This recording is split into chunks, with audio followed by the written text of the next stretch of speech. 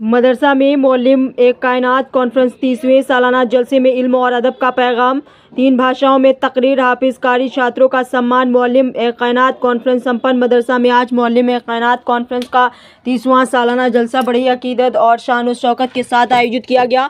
इस मौके पर मदरसे से हाफिज और कारी बनने वाले छात्रों को उपाधि देकर सम्मानित किया गया। कार्यक्रम की सबसे खास झलक तब देखने को मिली जब मदरसे के 3 छात्रों ने अंग्रेजी, उर्दू और अरबी भाषा में तकरीर पेश कर अपनी काबिलियत का शानदार प्रदर्शन किया और मदरसे का नाम रोशन किया। जलसे को संबोधित करते हुए मौलाना मोहसिन मंजर ने कहा कि इल्म और अदब दोनों का साथ होना बेहद ज़रूरी है। उन्होंने कहा कि इल्म बिना अदब के अधूरा और अदब बिना इल्म के बेकार है।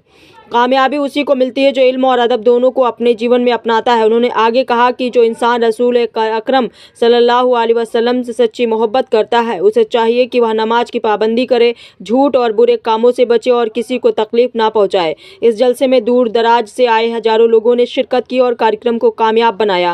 अंत में हाफिज, कारी और मौलवी बने छात्रों को लोगों ने दिली मुबारकबाद दी।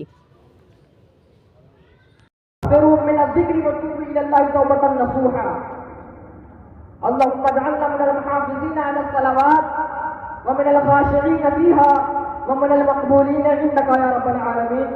وصلى الله على نبينا محمد وعلى آله وأصحابه أجمعين وآخر دعوانا الحمد لله رب العالمين. تو ہمارا کوئی بھی عمل رسالت مآب صلی اللہ علیہ وسلم کے خلاف نہیں ہونا چاہیے، تب ہم عاشق ہیں. عشق کو عمل سے الگ کر دیا اور جو لوگ عمل کے پیچھے بھاگے وہ ادب سے ہاتھ دھو گئے.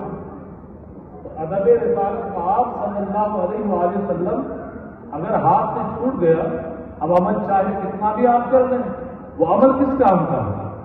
عمل جسم کے اندر، جیسے ہماری باڈی کے اندر پارٹس ہیں الگ الگ، جسم کے اندر جو الگ الگ عضو بدن ہیں، تو یہ اعمال جو مختلف عمل ہیں یہ باڈی کے پارٹس کی طرح ہیں اور سارے عمل مل کر یہ ایک پوری باڈی ہے. لیکن اس کے اندر جو آتما ہے، روح ہے، وہ ادب رسالت مآب صلی اللہ علیہ وسلم، تعظیم رسول ہے، حب صحابہ و اہل بیت ہے. اگر یہ چیزیں نہیں ہیں تو پھر عمل کس کا؟ اسی طرح ہم نے علم کو بانٹا، علم کو 2 خانے میں بانٹا، علم دین اور علم دنیا.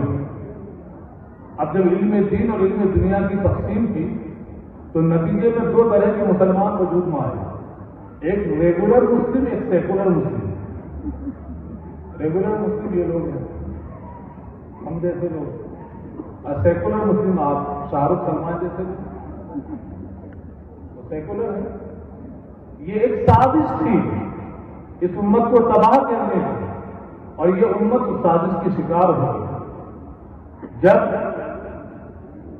انگریزوں نے سلیبس تیار کیا یہاں پر، تو اس نصاب تعلیم کے اندر جب وہ نصاب تیار ہوا تو لارڈ میکالے نے جملہ کہا تھا.